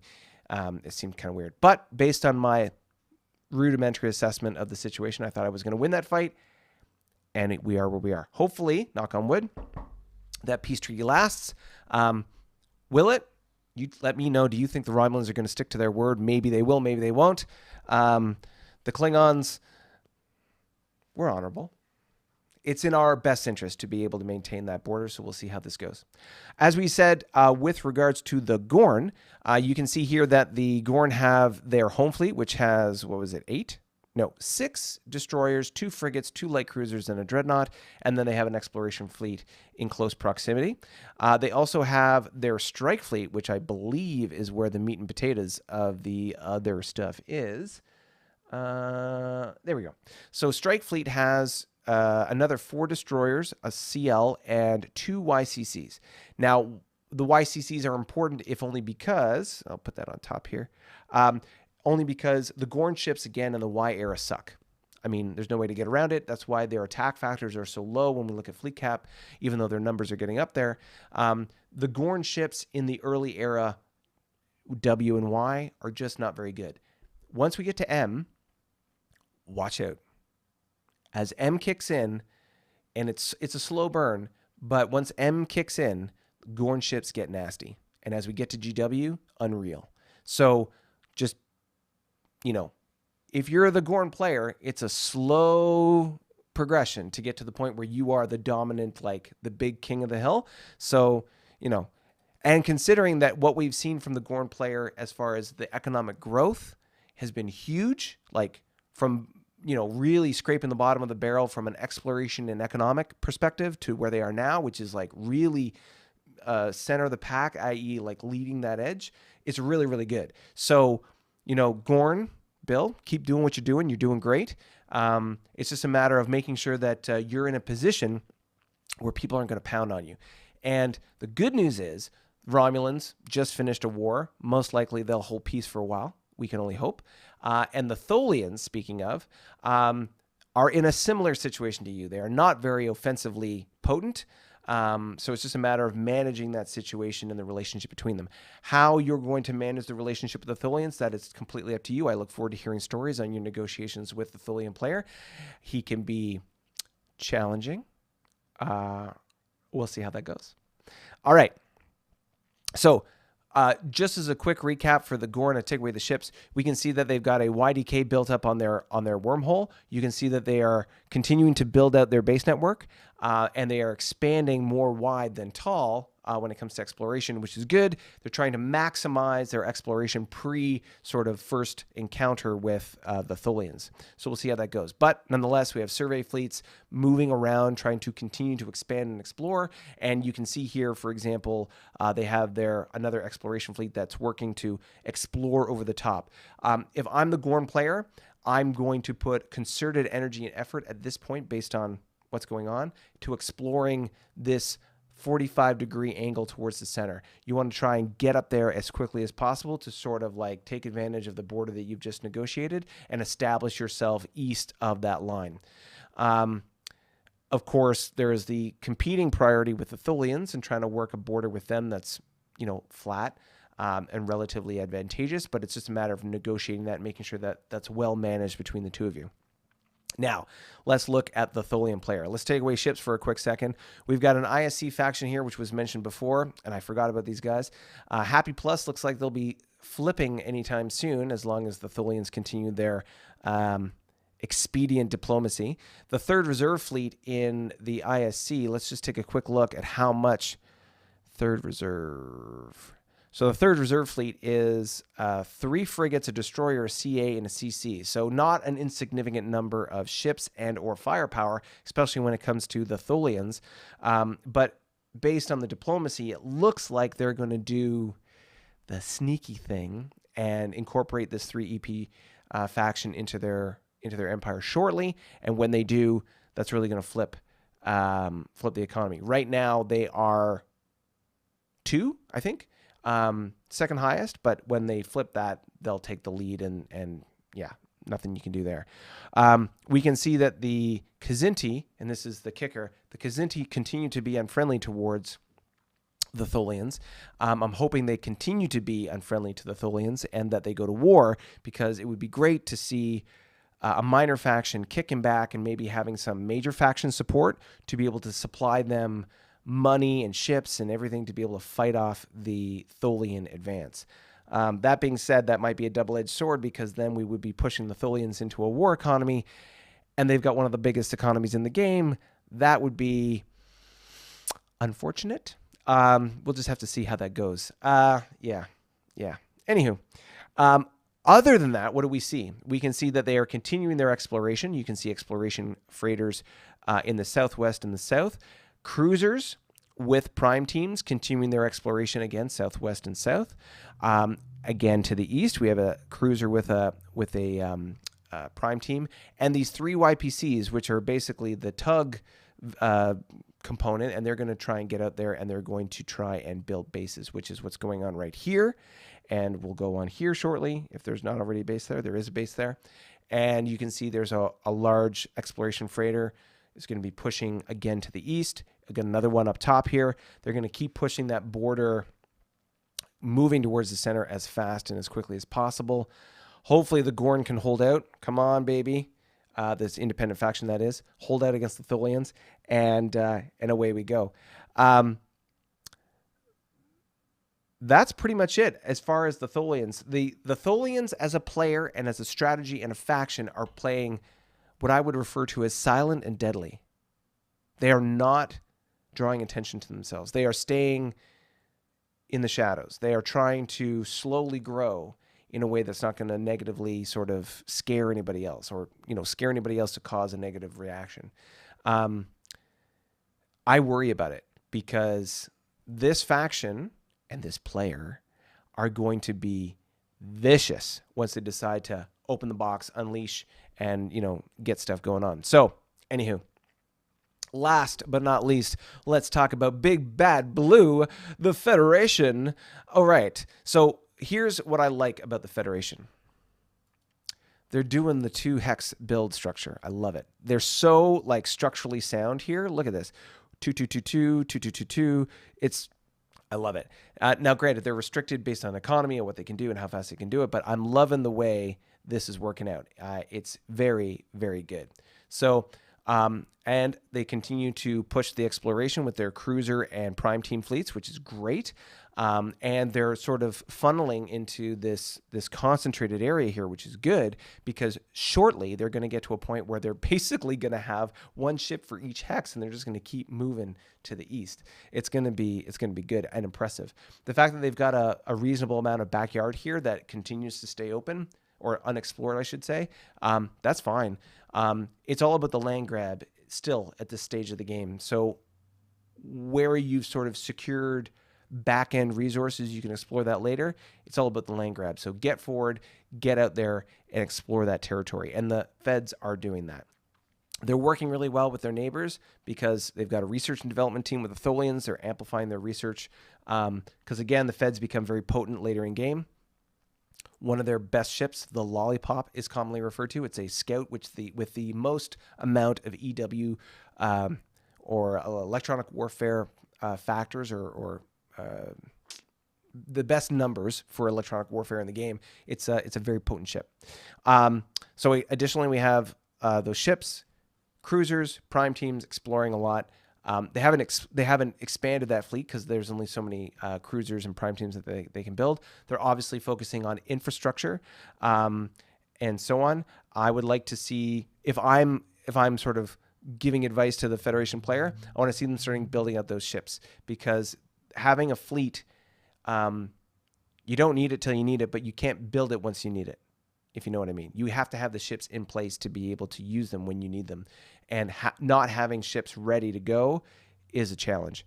Now, that being said, I'm noticing that they're putting a cruiser and 4 frigates on the wormhole with me. I'm not too worried about that just yet, because I have ships that they can't supply through the wormhole as of yet. I'm sure that's coming, and so on and so forth. Speaking of which, I've since repaired that frigate, and we'll be sending that back through the wormhole, and hopefully we'll have some diplomatic exchange. But I'm going to have to build some defenses on my side and make sure that we can plug that hole if ever it becomes an issue, and so on and so forth. So this is good. This is great. Federation is doing well. Watch the Federation as they sort of accelerate their exploration into this funnel here, because I think as the move gets towards the center, you're going to see some tensions rise, not only basically from the factions that are converging, i.e. the Remans, the Lyrans, the Feds, the Hydrants certainly, and the same thing will happen down south. I believe as we explore we'll see how quickly it does or doesn't happen, but the Klingons, Romulans, Gorn, and Carnarvon, how we converge is going to be interesting to see. So we'll see how that all works out. It'll be very interesting to see as these things develop. And additionally, I just want to say, if you've been staying with us this long through, an hour, almost 2 hours worth of live stream here, if you're still with us, and I see we've got 12 concurrent viewers, would you do me the favor and please hit that thumbs up like button on your YouTube app or screen or wherever it is right now? I would very much appreciate it. We're tickling the algorithm from the YouTube side in the way to say, hey, we like what you're doing here, Tony, and New Worlds. Let's do more of it. So appreciate that. Thank you so much. If you are enjoying this kind of content, then maybe you'd like to see more of it. Consider subscribing. Hit that subscriber number. As I mentioned on the thumbnail, other side. On the thumbnail that you're going to see, there's going to be a number at the bottom. That number is currently at 203. As we get more subscribers, that number will grow. It's a dynamic thumbnail. It'll change as we go. So can we get that number to 210 by tomorrow at 6 o'clock? I don't know. That'll be a little over 12 hours. How high can we get that number? We shall see. It's all up to you. Remember, tell 2 friends about this kind of stuff, how much you enjoy it. And is this a game that you would like to play? If the answer is yes, then please, put your deets in the comments. Reach out to us on our Facebook page, and if you need a link to that, I will pop that in the comments after this is done.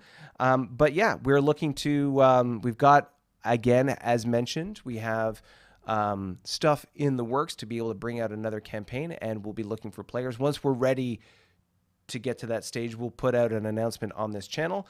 Of course, the community tab would be a very useful way to do that. We only get that once we get to 500 subscribers, so your help getting towards that goal is greatly appreciated. So anything and everything that we can do to be able to earn your trust and that subscribe, that'd be great, because we're trying to get to that point where we can really pump out more ways to engage with you, provide value, and really make this fun for everybody. That's the whole reason we got into this, was to bring players together, have fun, play strategy games, all things sci-fi and Trek.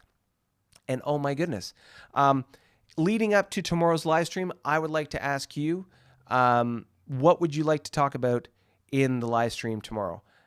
Let me know. What are you looking to chat about? Do you want to talk about the new Strange New Worlds trailers that have been coming out? I am loving what I'm seeing. Do we want to talk about strategy games and turn-based stuff, or specifically ADB related issues around like why can't we get more sort of digital content for F&E? Build the community for all things SFB and F&E. How can we as a community make this game more popular, have it increase its longevity, and create opportunities for all of us to have fun playing it? I want to sprinkle more fun, more value, more good stuff into this whole mix. So with that being said, thank you so much for joining us. Really appreciate the time. Before I go, let me just lastly kick into the comments here. Let's see here. So, Midget Manifesto. It'd be interesting to see this version of the Klingons' Code of Honor written out, he says. Because, of course, there's been a lot of interaction back and forth between the Romulans and the Klingons about honor, because this whole thing started because I acted in a very dishonorable way. Anywho. Daniel's making the comment, maybe it's a snake, maybe it's not, when it comes to the sun snake in Romulan space. Bill mentions that he's buying the YBS in Romulan territory around the bump. Jim says Tholians have a lab ship just arrived at their homeworld. Be interested to see what that's going to do. Daniel, where is the newest of the Juggernauts visiting this round? We don't know. I didn't see any Juggernauts on the map. Maybe you did. If you did, put it in the comments. Let me know. Dell says, Anomaly Detective, activate Monster Squad. Yes, Monster Squad is going to go take care of that Doomsday device that's in the north of his territory. John says, love this series. Great job, Tony. Thank you so much, John. Appreciate your support. Jim mentioning we got this to the beat. We got into this to beat the Klingons up, of course, because everyone wants to pound on this guy. Jim says it's always fun to stomp a Klingon. That may be true. Just be careful. They do stomp back. So with that said, thank you so much, everybody. It's been about 2 hours. I will leave you to the rest of your Saturday. If you're catching us on the replay, thank you for sticking with us this long. Again, I apologize for the technical issues, and I'll figure out what's going on there. The only thing different this week was that I put up the thumbnail for the live stream tomorrow, the Brews and Blood Wine. And the only thing I can think of is that somehow that's causing some issue. So I'll check it out. I'll refresh it. I'll try and tweak it. I couldn't do it in the fly right now, but we'll see it with how that's working for tomorrow, because I would love to have the chat working tomorrow. That would be ideal. With that said, thank you very much, everybody. Really appreciate your support. Think about the subscribe button if you haven't already. Make sure you have alerts on. And the big thing is, tell two friends. Tell two friends about how much you enjoy what this series is all about, and we can get that number over 210 before tomorrow. Thank you very much, everybody. Have a wonderful rest of your day. Bye for now.